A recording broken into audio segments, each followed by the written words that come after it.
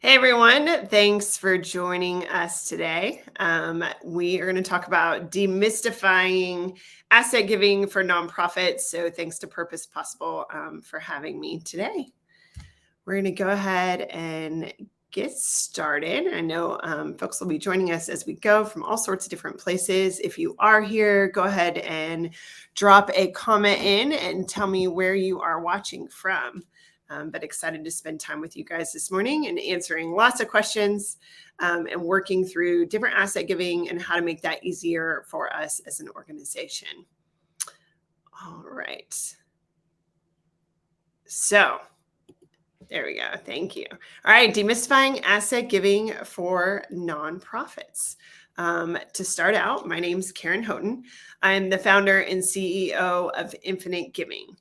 Infinite Giving is a registered investment advisor that works exclusively with nonprofits. So our vision is to build more sustainable organizations, and we do that through cash management, endowment creation, and asset giving, and really streamlining that and making it easy for organizations like all of you all to grow your giving. So let's start out with the idea that 90% of wealth in the US is actually held in assets other than cash, right? So when we think about stocks and bonds and real estate and all of this, sometimes we think about, hey, it's just whatever's in their bank account. And that's true for a lot of us. But for a large portion, especially when you get into high capacity giving, that wealth starts to be held in assets. It's not in cash. So here's the problem when you think about that. 90% of assets, 90% of wealth is held in assets, yet most nonprofits are only asking for cash. There's a lot of reasons for that, right? Cash is easy to process and track. It's what we know, and it works. Everybody who is trying to raise money should always be asking for cash. Cash is king in a lot of those ways. Here's the interesting thing is when you think about the buckets of money, right? You have this big bucket, which we just talked about, is assets. That's 90% of wealth being held in assets. 10% of that is in the little bucket, which is in cash. If we're only asking for cash, we are only asking for money from the smallest bucket. And essentially what that means is we're missing a lot of opportunity, right? 10% of a small bucket is a lot smaller donation than 10% of a big bucket. So when we talk about average online cash gift, what do we think the average online cash gift is? It's $128. So the average online cash gift is $128, right? That probably sounds fair to your experience. Yet gifts of assets tend to be bigger than cash. Much, much bigger. So we're going to look at those numbers and then talk about that, okay? So we have an average stock gift. You want to think about it? Yes, the average stock gift is $8,000. The average crypto gift, $10,000. The average donor advised fund grant, you're probably seeing where this goes. $12,000. And of course, the average endowment gift is $25,000 or more. So when you're thinking about an online cash gift being $128, here's one way to think about it. You can fundraise from 62 donors, build a relationship with those donors, 62 of them who will give you an average cash gift of $128. Or you can foster a relationship with one high capacity donor who will give you a stock gift that averages $8,000. 62 relationships, one relationship. Same amount of money. The right answer is you foster relationships with all of those donors, right? You don't want to pick, but I do use that example because it also tells you that if you're missing out on high capacity giving and you're not asking for those asset gifts, you're missing out on a big opportunity there, right? One potential high wealth donor could give that stock gift of $8,000 versus 62 cash donors. So this is a lot of why you're hearing more and more in the industry about, hey, we need to look at stocks and cryptocurrency and donor advised fund grants and how we do this. So this is what we're going to be talking a lot about today, but I wanted to put these numbers in front of you because it is meaningful giving. So one of the things I want you to ask yourself as you go through this is giving cash best for my high capacity donor? And is it best for you or for us, right? And in looking at that, again, this is going to be a smaller number of your donors with assets, right? But it's a very important part. There is, I think I read a stat that said 80% of donors who make $100,000 or more a year own assets and stocks and are in the market with securities. So this is something for you to think about. What does your high capacity donor, what's most helpful for them? So today we're going to talk about not just asking for cash, but going through asset giving. The good news is it can be really easy. It's tax efficient, so it's what's best for your donor. And as we just went over, it can bring in larger gifts. So the goal today is for you to work smarter, not necessarily harder. I don't want it to be one more thing, but I want you to be able to diversify and then really allow you to target some of these bigger gifts. So we're going to dive right in. Let's talk about assets. So these are additional fundraising opportunities that are massively untapped by small to mid-sized nonprofits. When you look at larger, more established organizations, right, all those big national known names, they are all doing this already. So the question is why are the small to mid-sized nonprofits also not doing it? The large ones do it because it works. So we're going to help you understand and give you all the tools you need to do it as well. And of course, as I go through each of these, we're actually going to stop and have a little pause for questions. So if you have any questions, you can go ahead and write them in the comments, and we'll have a moment each time we get through an asset where we'll be able to go through some of those questions if you have any.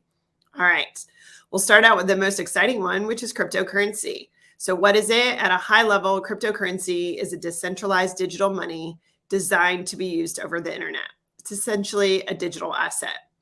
People have a lot of strong feelings about cryptocurrency. You don't have to like it. You don't have to believe in it. You don't have to hold it. But you should, as an organization, be able to receive it. Because again, it's more about the donor and how the donor would like to give and what's best for them.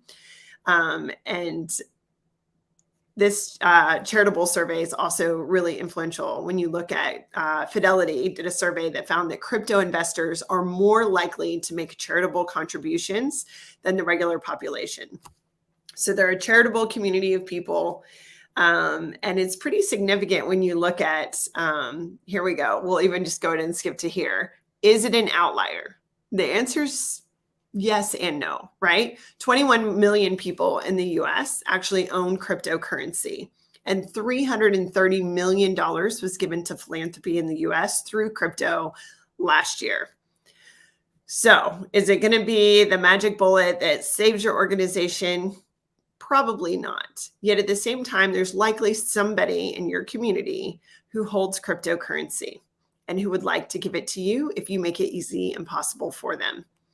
So this is a question we get a lot. Is it legal? The answer is yes, right? We're a registered investment advisor. We have the SEC, we've got FINRA, we've got all sorts of compliance, and we help our clients receive crypto.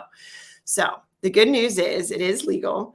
The IRS treats crypto as an asset. So it's similar for stocks, right? So it actually becomes very tax efficient for a donor to gift cryptocurrency to you. It's also a very philanthropic community, so it becomes a win for them and for you.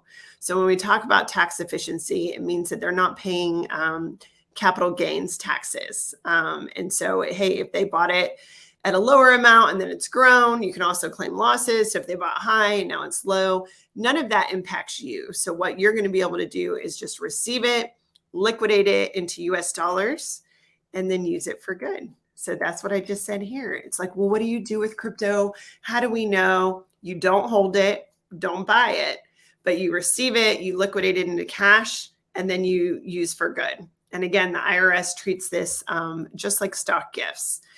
So while the details of those are constantly evolving as we kind of have compliance and regulation around crypto, as a nonprofit, you are able to receive it and it's beneficial. And again, $330 million last year given to philanthropy through crypto. So it's out there.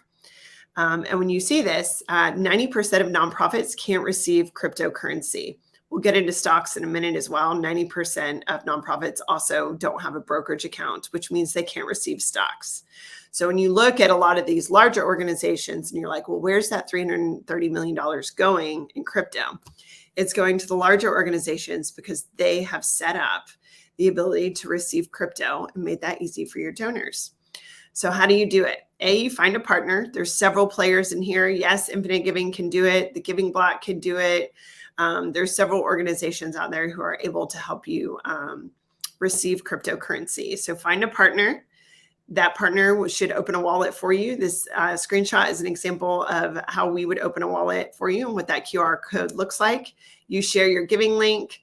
Again, that donor would open up their wallet, scan that QR code. It may make no sense to you, but if they're a crypto holder, it's really easy for them.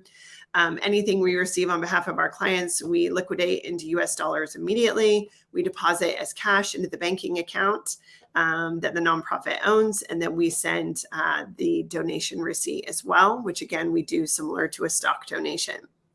So really straightforward in that.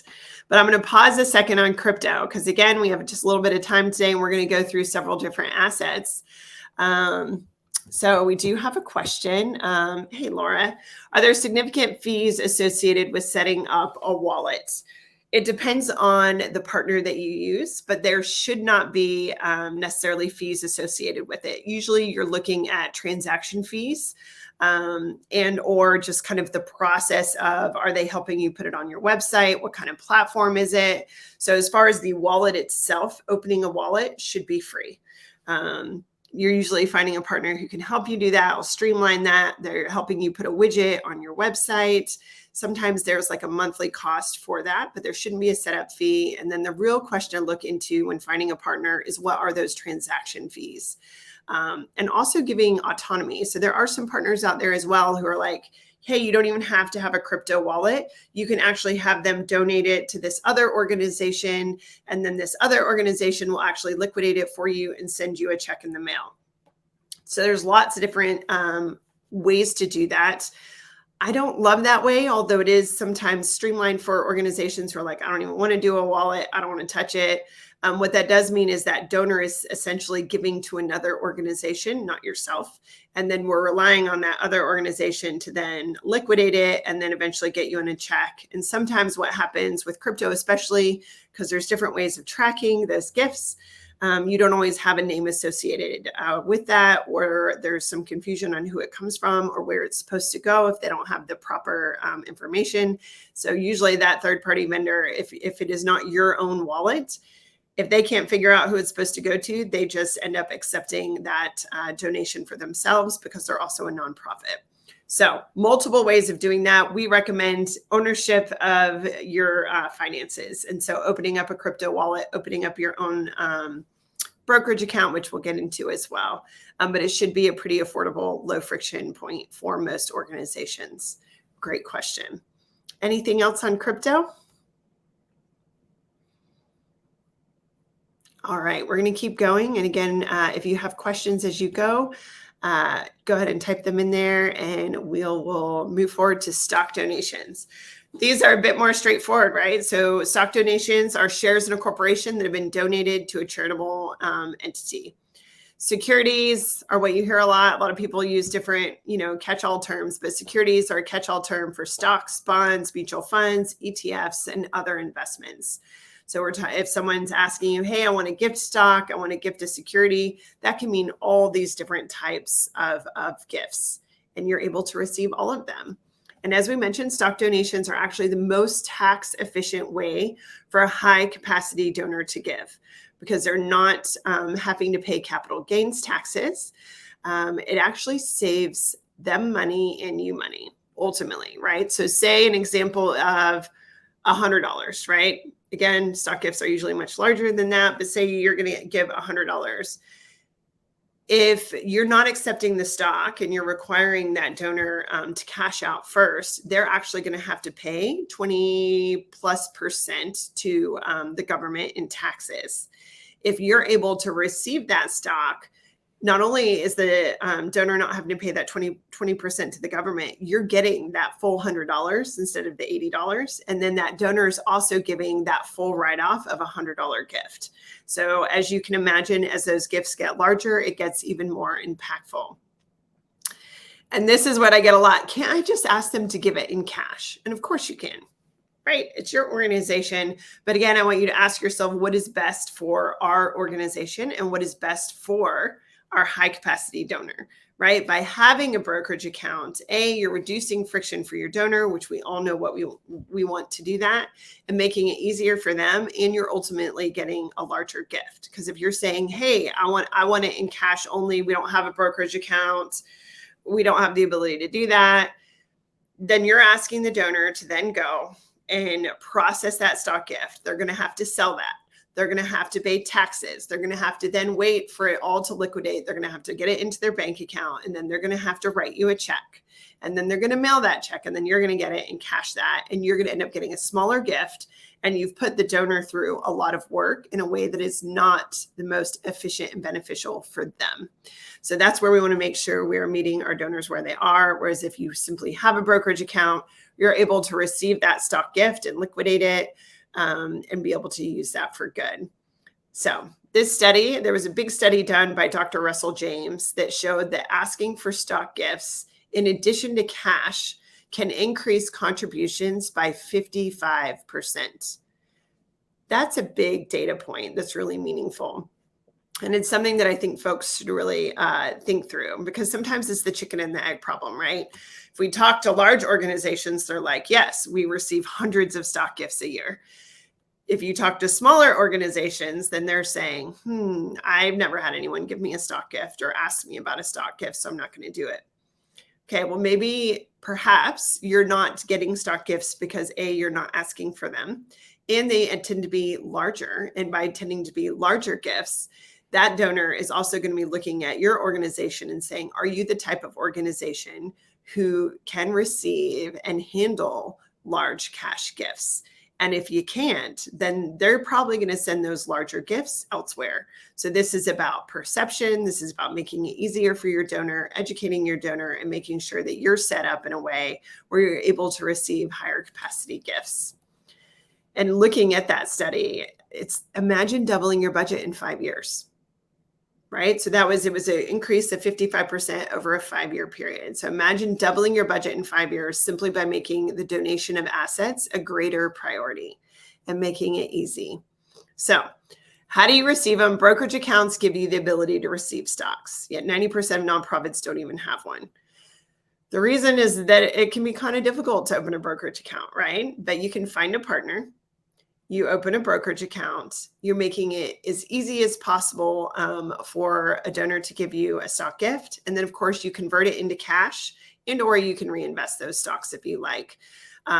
Here on the right-hand side, I'm just showing you a stock giving widget. This is one of the ones that Infinite Giving provides. But it's the idea of even streamlining the traditional stock gift, right? So even at opening a brokerage account, if you would like us to help you open one, it takes 20 minutes of your time. We make it really easy and streamlined for a nonprofit to open a brokerage account with us. You can find other partners who can do that for you as well. Excuse me. But then you're also looking at, even larger organizations. It's been a very traditional process. And now a lot of the partners that you can find, I'm biased, Infinite Giving does this as well, but trying to streamline that to make it a lot easier. So generally, even large organizations that are coming to us, they're saying, well, yeah, it's usually download a PDF and then, come here and let the organization know that they're giving. And ultimately, the reason that happens is because when a traditional stock transfer comes through, it does not have a name attached to that gift. So that's why a lot of larger organizations are like, hey, still contact so-and-so at this organization to let us know you're doing a stock gift. Otherwise, you get a tranche. Even huge organizations who have a 30-person development team, they'll get a tranche of a stock gift and they don't always know who it's from. We solve that, right? So the idea of a real-time donor transparency, the quick opening of a brokerage account, the automatic liquidation, the donation receipts, it is possible to find partners who can make that entire process have full transparency and ease for you. So it's something that, hey, we just put this on our website and the rest is taken care of for us. And then your donors are able to give you those bigger gifts. So we're going to stop here again to see if there are any questions on stock giving.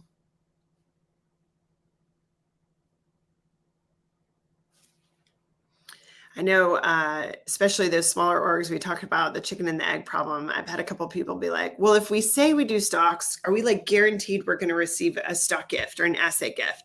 And the answer is no, right? So just as any relationship building, you have that responsibility to then build those relationships, educate your donors, right? It's not a one-time flash in the pan.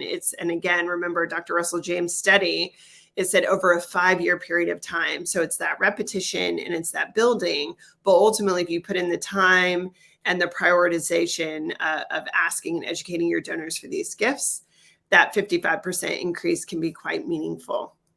Okay. All right. So we're going to keep going and we're going to go into endowments.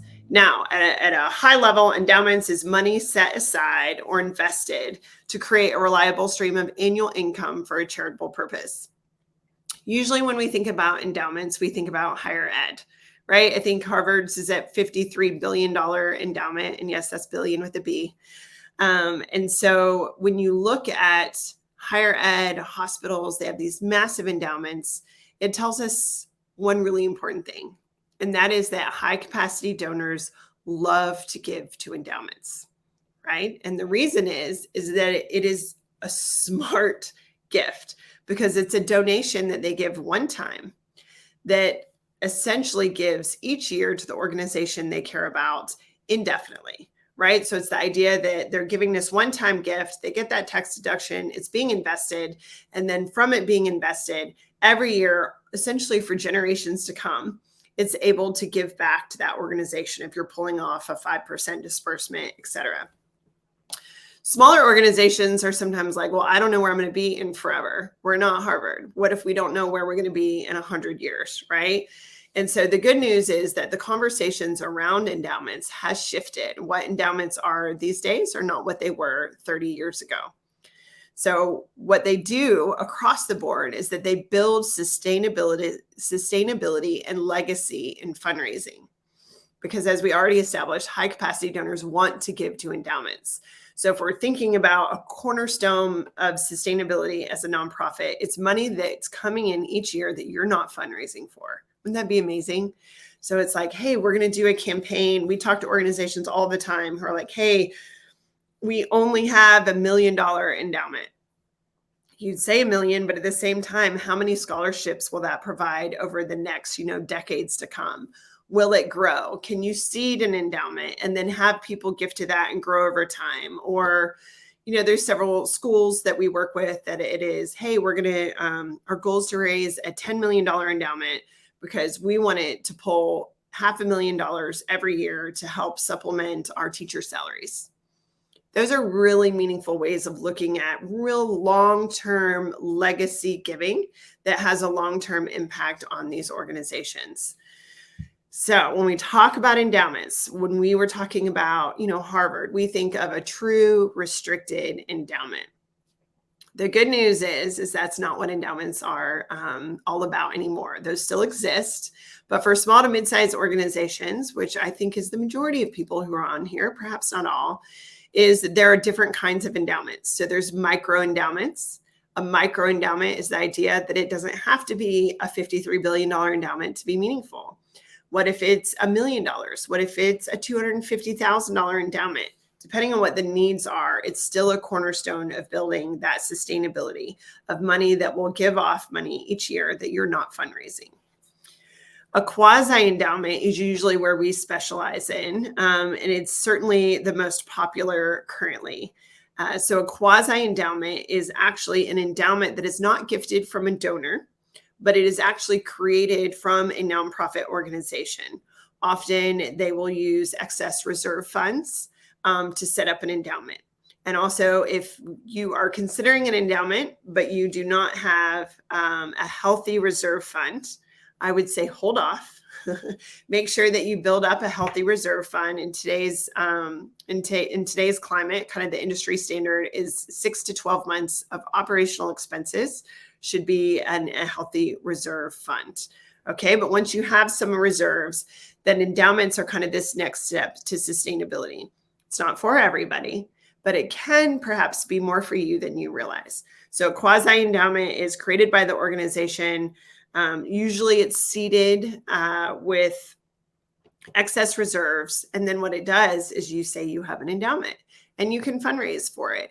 And then it opens up this whole legacy giving, planned giving, the ability to add into this endowment. And it can be XYZ's nonprofit endowment, right? It can be a legacy endowment. It can be all sorts of things that you want. The beauty with a quasi endowment is if down the road, 10 years, 100 years, 20 years, right? The organization shutting down, the organization changes, the organization's needs shift. Yes, you have to go through a board approval process and all of that, but you do have the ability to access those funds if some drastic changes occur and that endowment is no longer what is best for the organization. And so that what makes it a quasi endowment. That's a whole long conversation in and of itself, but I want you to know that it's available. We also do unrestricted endowments, which means, yes, it's restricted and in that it's a fund of an endowment, but the actual 5% disbursement off is usually unrestricted. If your donor wants to give it restricted, usually it's just a conversation where you can say, hey, we're setting up this endowment as an unrestricted endowment, but we're taking note for your preferences and we'll do our best to allocate that as long as it's what's best for the organization, right? And then, of course, there's term endowments. And term endowments is it's like, hey, it's going to be restricted as we know we wanted to fund scholarships for the next 10 years. But after 10 years, it's actually able to go wherever the organization needs it most. So there's a lot of different ways. So ultimately, micro, quasi, unrestricted term endowments, just know that this opens up legacy giving. It's proven that high capacity donors like to give to endowments. A lot of smaller organizations will tell me, oh, yes, well, we had a donor mention it, but we told them like, no, we don't have the ability to do that.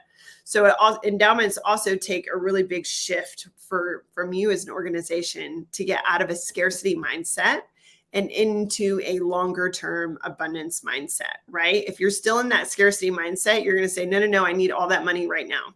And that's okay. We're all there at some point, right? We all start there. But as you shift into not just thinking about how do we keep the lights on, how are we going to survive and pay for this program in 3 to 6 months, it then becomes, hey, where are we going to be in 5 years? Where are we going to be in 10 years? And how do we help building these long-term kind of sustainability pieces to help us ensure that we're around and that we're able to keep helping the people that we want to help? So endowments are probably a lot more accessible than you think. So how to start one? Questions to ask yourself. As I mentioned, do you have healthy reserves? And are you thinking long-term? If you can say yes to both of these, then the steps you take are to find a partner with nonprofit expertise. Then you would create an IPS, which is an investment policy statement. You create an endowment policy. You set up the fund through an investment advisor, and then you start fundraising for it. So we actually can help set up an endowment usually within 2 weeks. And so some of that depends on the efficiency of the board. Do you have an IPS in place? But we would partner with you to create an investment policy, an endowment policy. There's no cost for any of those.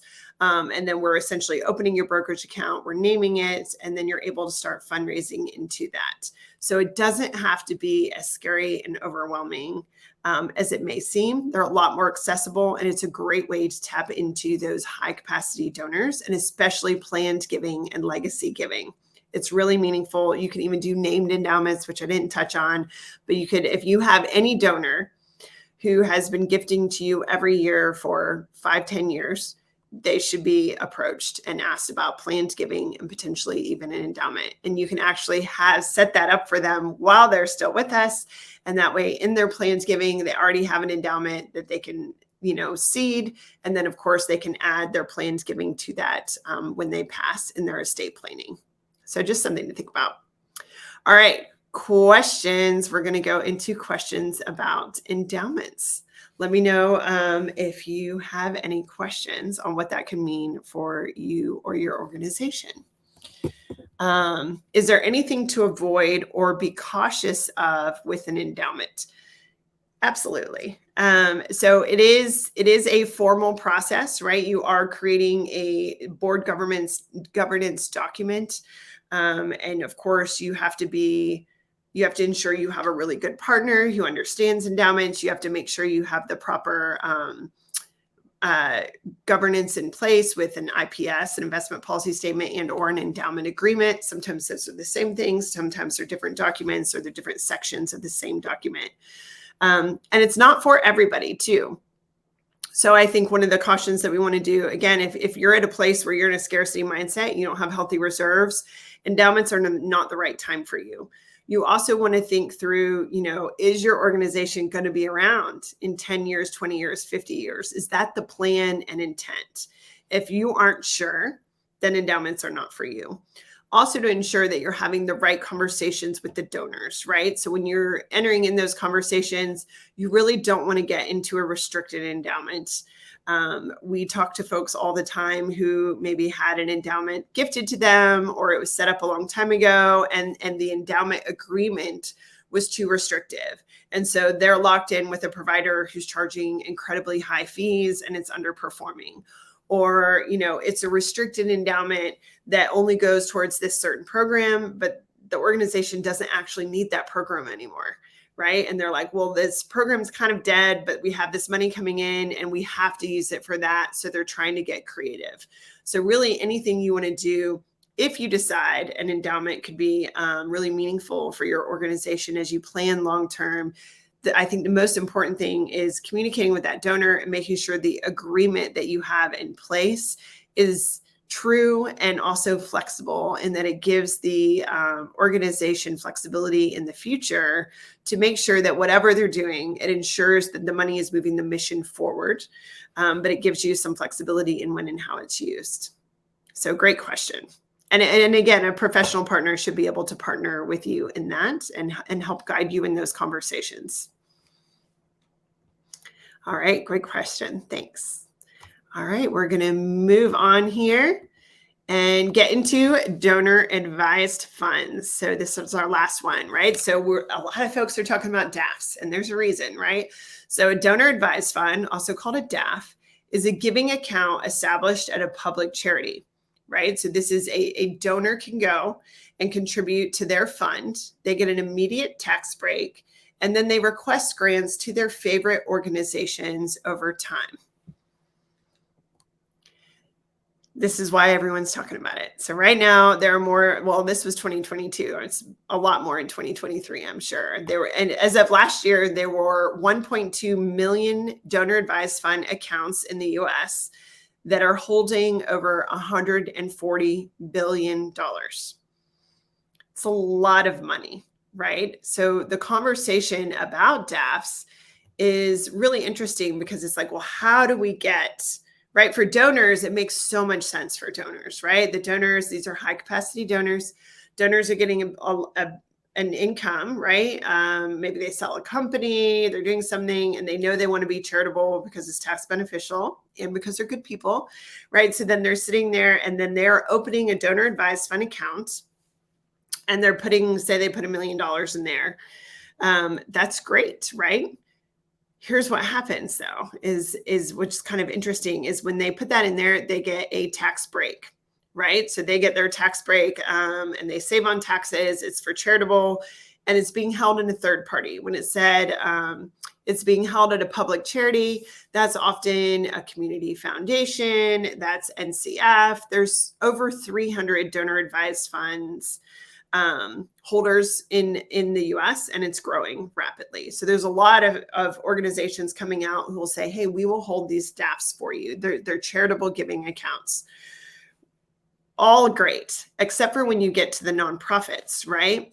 And here's what's happened is that these DAF accounts are not regulated at all and filled with good intentions. But again, there's $140 billion in there. So the question that nonprofits have is, how do we get to that $140 billion? Because there's not a lot of urgency when those donor advised funds are sitting with these third parties, right? So the third parties, that's how they make money, is sitting on the money, right? Just like an investment advisor does, right? And so they're investing those funds. So all of those DAF accounts are invested. Those accounts are growing, right? And so what happens is they're growing. The donor already got their gift receipt, but then if you try to disperse it too quickly, there's just not a lot of intrinsic motivation for a third party who's making money off holding the accounts to make sure they disperse it quickly. The donor does not also not feel a lot of urgency because they've already gotten their tax deduction. So I think that's why we're seeing a lot of this money just kind of sitting there and growing, which is exciting for philanthropy, but it's also how do we get that money out of their hands and into ours, right? And so we're going to talk about that. But I think understanding the DAF process is really important too. So in donor advised funds, you have to remember that technically that donor does not own those funds anymore, right? So when it's given to a third party, right, that DAF holder, that's why you hear about grant requests. So if I'm opening a donor advised fund with a third party, say it's with NCF, wonderful organization, right? So then NCF makes that really easy. They're going to hold on to those funds. And then technically NCF is now the owner of those funds, right? I've already gotten my tax deduction, which is why I say don't send donation receipts for DAF gifts. A lot of organizations don't really understand donor advised fund grants. And then they get this check in the mail and then they're sending a donation receipt. If that donor actually claims it twice on their taxes, they're going to be in big trouble, right? They already got their tax deduction. So when you talk about a grant request, that donor, I would have to say, hey, NCF, I request, will you make my grant request? I want to give it to this organization. NCF or your community foundation or Fidelity Charitable or any of these DAF holders can say no. They don't usually, right? They want to make sure it's tax exempt and that it's a good organization. But that's why it's a grant request, is they then have to grant that. That third party then reviews that request. And if they agree with that, then they will then cut a check. And I think just the fact that it's not regulated is why we're not seeing them bought down. Whereas like a traditional family foundation has to do that 5% disbursement. Donor advised funds don't have to do that. And so that's where there's a lot of growth and a lot of nonprofits saying, but how do we get into those? So how do you get to the $140 billion in DAFs? You have to ask for it.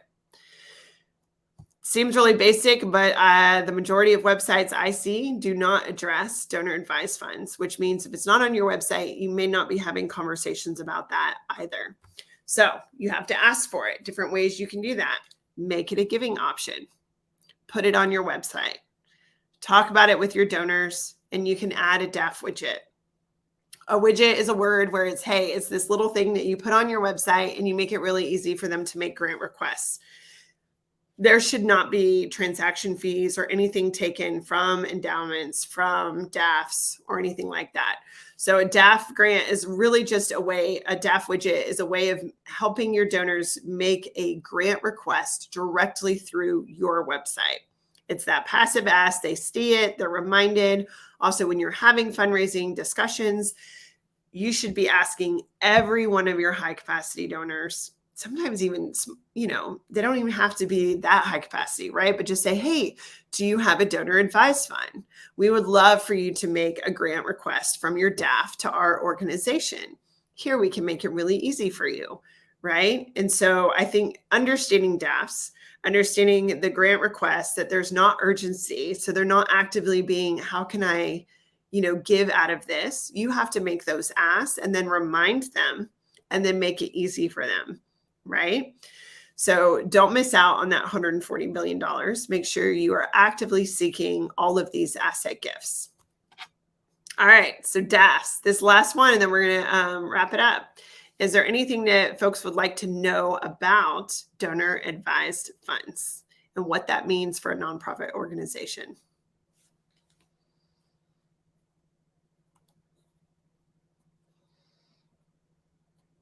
All right. Looks like we're good here. If you keep thinking of anything, let me know. We'll do one more final round of questions at the end. But again, the little hot tip there, make sure on DAF gifts, when you get that check in the mail, right? Because that's usually how it comes, do not send them a donation receipt. They have already received their tax deduction. And so you do not need to resend that. All right. All right. So as a quick summary, how do you get asset gifts? You have to ask for them.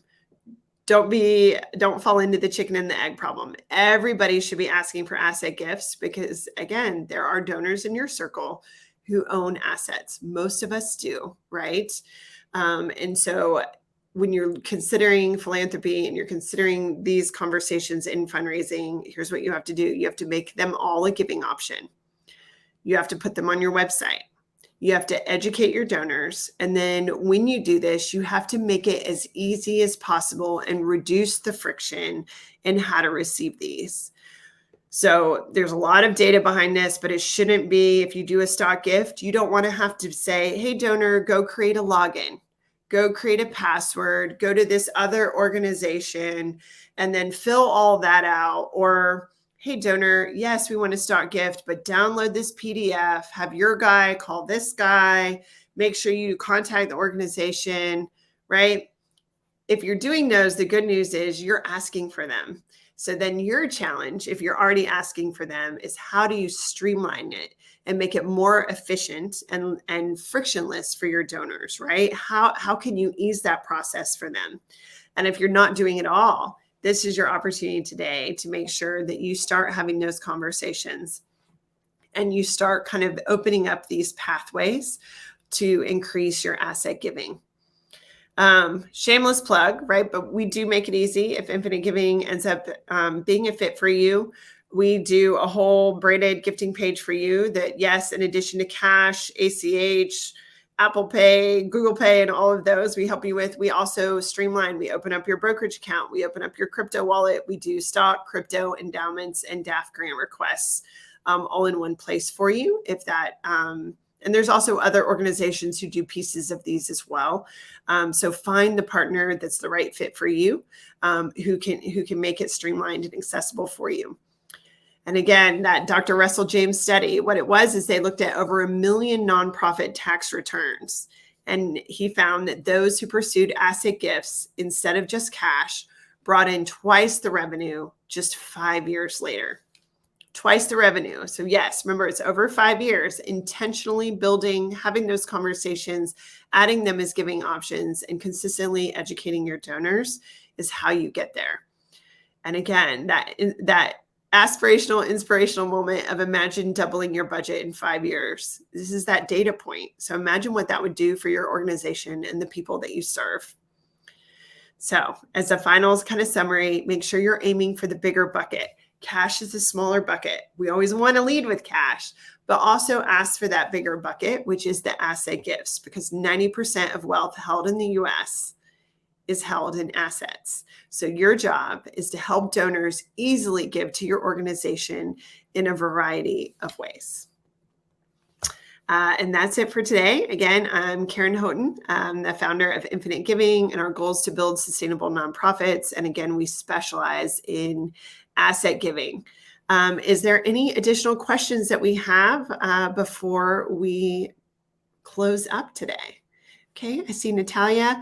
What would you recommend as first steps to start this process for small nonprofits with few staff?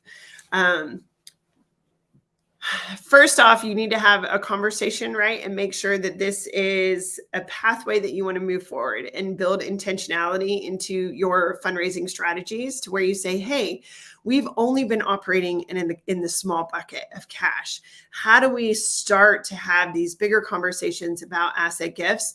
And what do we need to put in place for those? You know, maybe the very first step is looking at stocks or looking at crypto. Again, Infinite Giving could be the right fit for you, where it's a gifting page all in one. There are lots of other organizations who can also help with pieces of this, with receiving stock or receiving crypto. DAF Direct is like a free DAF widget that goes on your website, right? So there's some cost for some of these.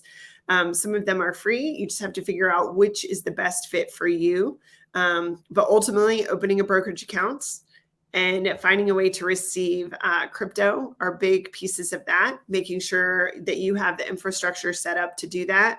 And then, of course, having those conversations and educating your donors that you now have these giving opportunities open.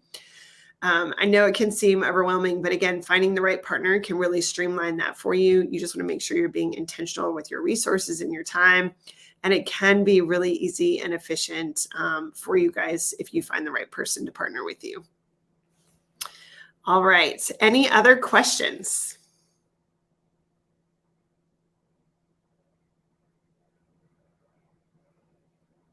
All right, Jean, it says, can you give us an idea of the cost to set up a brokerage account through our company? Yes, depending on your organization, it can be as low as $99 a month.